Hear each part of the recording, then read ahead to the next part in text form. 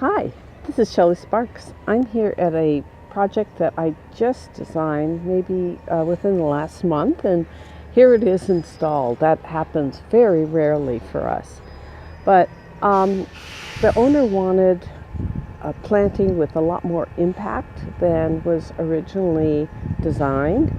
And what I did was I used a lot of the same plants. Of course, I went drought tolerant because that's the nature of everything that's happening in Los Angeles because of our ongoing drought.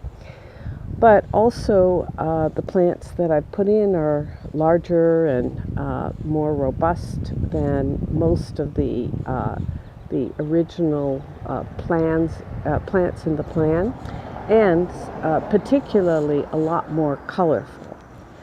One of the problems when you're doing a landscape plan in Los Angeles these days is that we have these LID planters, they're water filtration planters, and so there's these high walls that have to be overcome so that you get impact from the planting.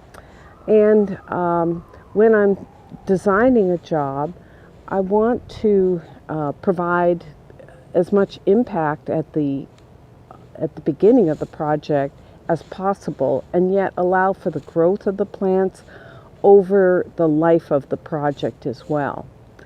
And I think that that's been accomplished in this. I used a very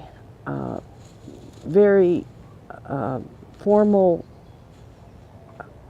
arrangement of the plants because, as you can see, the building is very contemporary. And so I picked off the lines of the building to use in designing the landscape arrangement, the arrangement of the plants.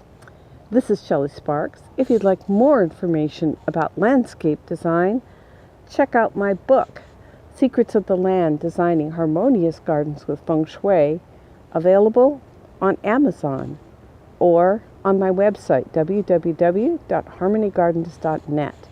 Thanks for listening.